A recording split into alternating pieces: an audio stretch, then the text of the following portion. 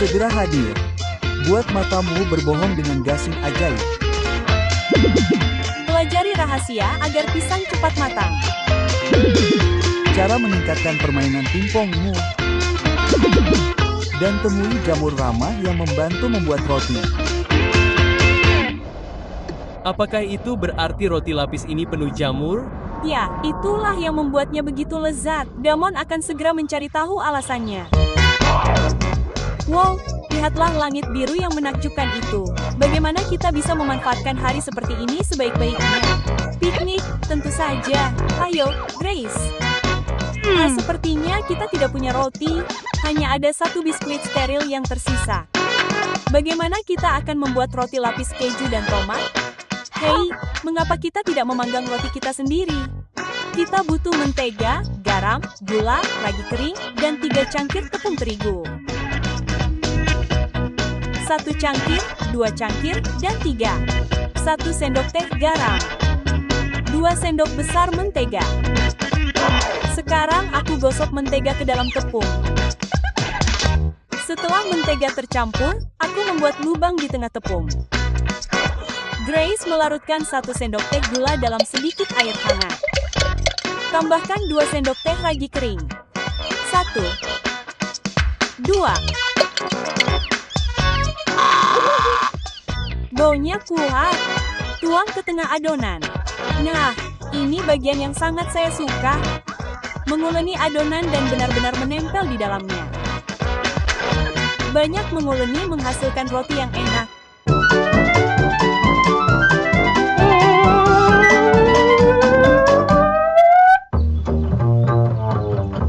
Kasihan sakit.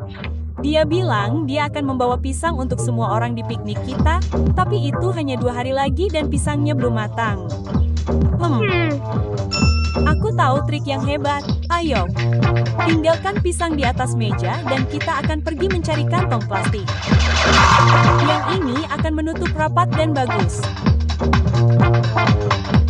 Bagus, ini yang harus kamu lakukan. Masukkan pisang hijau ke dalam kantong dan tutup rapat agar tidak ada udara yang bisa keluar. Itu dia. Dan untuk menunjukkan kepada Sakiba bahwa aku benar, aku akan meninggalkan pisang hijau lainnya di luar kantong. Dengan begitu dia akan melihat perbedaannya. Yang kita lakukan hanyalah membiarkannya di udara hangat dan kembali besok. Lihat, itu berhasil. Bagus dan kuning. Dan yang di luar kantong masih hijau. Ayo, kita ambil lebih banyak kantong. Trik set berhasil karena saat pisang matang, mereka menghasilkan gas etilen. Gas tersebut membantu enzim dalam pisang mempercepat proses pematangan. Biasanya, banyak gas yang akan keluar dan tertiup angin. Namun karena terperangkap dalam kantong plastik, dia menjaga pisang matang dengan sangat cepat. Sekarang, mari kita isi semua kantong ini. Masukkan semuanya. Nah, itu dia.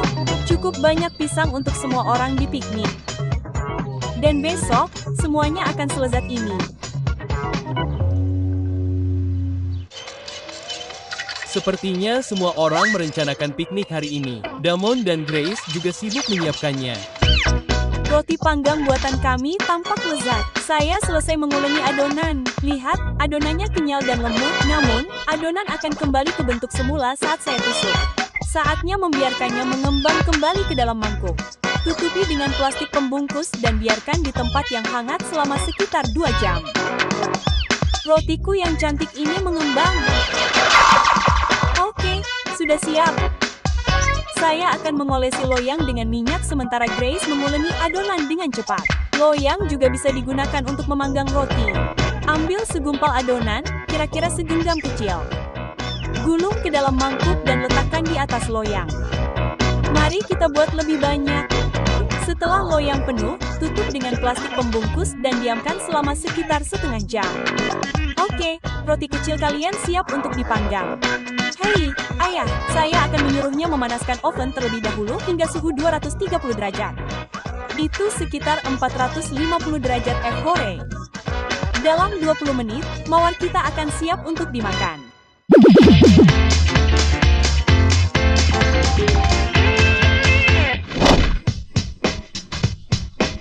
Senandung kriannya membuatku gila. Saya sudah memintanya jutaan kali untuk berhenti, tetapi dia terus bersenandung. Bagaimana saya bisa berkonsentrasi pada pekerjaan rumah saya? Tidak. Ini siksaan. Itu saja. Sedikit lebih pelan, tetapi sulit untuk menulis dengan jari-jari saya di telinga. Mungkin bukan telinga saya yang perlu ditutup. Jika kriannya tidak bisa bernapas melalui hidungnya, maka dia tidak bisa bersenandung. Hebat. Tentu saja, satu jepitan baju anti bahaya yang empuk untuk kenyamanan. Sekarang, mari kita dengarkan senandungmu, Maestro. Hening. Hening yang manis. Saat kita berbicara atau berpelukan, suara yang menyebabkan getaran diciptakan oleh udara yang melewati pita suara di bagian tenggorokan kita yang disebut laring. Dengan hidung tersumbat dan mulut tertutup, kerennya tidak bisa menggerakkan udara apapun melalui pita suaranya.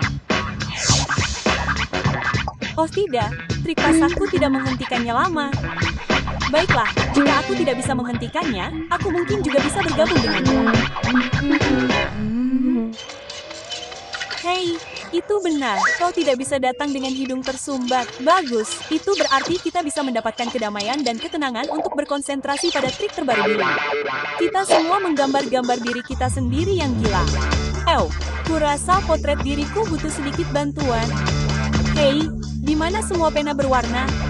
Bagaimana kita bisa menggambar sesuatu yang gila hanya dengan warna hitam? Saatnya untuk sedikit ilmu hitam. Pertama, saya akan menjiplak lingkaran di sekeliling tutup plastik ini. Sekarang saya membagi lingkaran saya menjadi dua dan menggambar lingkaran kecil di tengahnya. Warnai itu. Sekarang di sisi ini saya akan menandai beberapa garis putus-putus dan setengah lingkaran seperti ini. Teruskan sampai ada pola di satu sisi dan warnai separuh lainnya dengan warna hitam. Nah, saatnya memotong lingkaran. Kerja bagus. Sekarang sejajarkan di atas tutup plastik. Dan tusuk-tusuk gigi ini dengan hati-hati melalui bagian tengah. Nah, satu gasing hitam ajaib. Hai teman-teman, kita punya pulpen berwarna. Bantu saya menggulung karpet dan saya akan membuktikannya. Perhatikan pola pada gasing itu dengan saksama. Adakah yang bisa melihat warna merah, hijau, atau biru pada pola hitam? Ketika putaran berhenti, warnanya menghilang. Tapi dari mana asalnya? Pertanyaan bagus, Billy. Sebenarnya, tidak ada yang benar-benar tahu pasti. Alat yang dikenal sebagai cakram Benon ini telah membingungkan para ilmuwan selama lebih dari 100 tahun. Satu teori mengatakan bahwa perubahan cepat antara hitam dan putih menarik kerucut penerima warna pada retina kita untuk mengirimkan gambar warna yang salah ke otak kita. Jadi, saya tidak butuh pena berwarna untuk mengatakan warna. Namun potret diri saya jelas mengirimkan gambar yang buruk ke otak saya.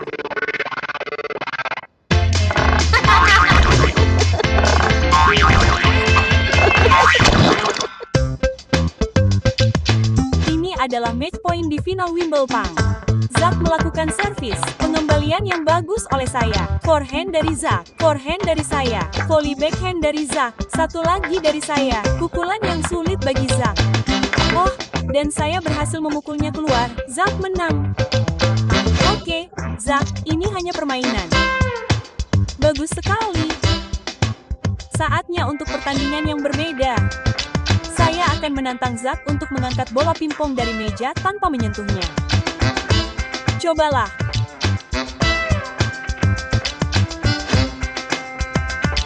Usaha yang bagus, Zak. Tetapi Anda tidak akan pernah melakukannya seperti itu. Tunggu sebentar, saya akan mengambil beberapa barang. Oke, bola masuk ke cangkir ini. Saya menusuk sedotan melalui lubang di bagian atas ini. Rekatkan dengan slow tip. Sekarang saya memberikan pukulan yang kuat ke sedotan. Kita sudah lepas landas. Saat Giovanni meniup, kantong udara bertekanan rendah tercipta di tempat udara meninggalkan dasar sedotan. Sisa cangkir terisi udara bertekanan tinggi karena tidak dapat keluar dari bawah tepi cangkir dengan cukup cepat. Udara bergerak dari area bertekanan tinggi menuju kantong bertekanan rendah, mengangkat bola dari meja. Oke, sekarang saatnya mengangkat permainanku seperti yang kulakukan pada bola pingpong itu. Hore, aku kembali, sayang. Jadi, Giovanni bisa membuat bola pingpong terangkat di depan matamu. Dan Damon juga membuat benda-benda mengembang di dapur. Roti gulung kami matang dengan baik. Sementara kita menunggu hingga dingin, aku punya sedikit eksperimen untuk dicoba. Aku punya botol berisi air hangat dan balon. Aku juga butuh gula dan ragi. Mari kita masukkan banyak ragi ke dalam botol, sekitar 4 atau 5 sendok teh. Sekarang, 2 sendok teh gula. Kocok semuanya untuk membantu melautkannya. Kamu benar-benar bisa mencium bau ragi itu. Sekarang, rentangkan balon di atas mulut botol. Seperti ini, sekarang, kita diamkan saja selama sekitar 15 menit. Wow! Kita telah menemukan cara baru untuk meniup balon. Percaya atau tidak, ragi itu sebenarnya hidup. Itu adalah jamur bersel tunggal yang memakan gula dalam air hangat, mengeluarkan gas karbon dioksida. Saat gelembung pecah, mereka melepaskan gas yang menghasilkan tekanan yang cukup untuk mengembang balon. Ragi dalam roti bekerja dengan cara yang sama, menghasilkan karbon dioksida saat memakan tepung dan gula. Gas terperangkap dalam gluten yang terkandung dalam tepung, memaksa adonan mengembang. Inilah yang membuat roti menjadi ringan dan mengembang setelah dipanggang. Oke, saatnya mencicipinya. Oh iya, berkat ragi itu, roti gulung buatan sendiri menjadi makanan piknik yang sempurna. Enak. Ragi itu luar biasa. Saya ingin mencobanya sendiri. Baiklah, bagaimana kalau kita mencampur adonan? Kita juga bisa melakukannya, karena kita sudah sampai di akhir episode lainnya. Sampai jumpa lain waktu.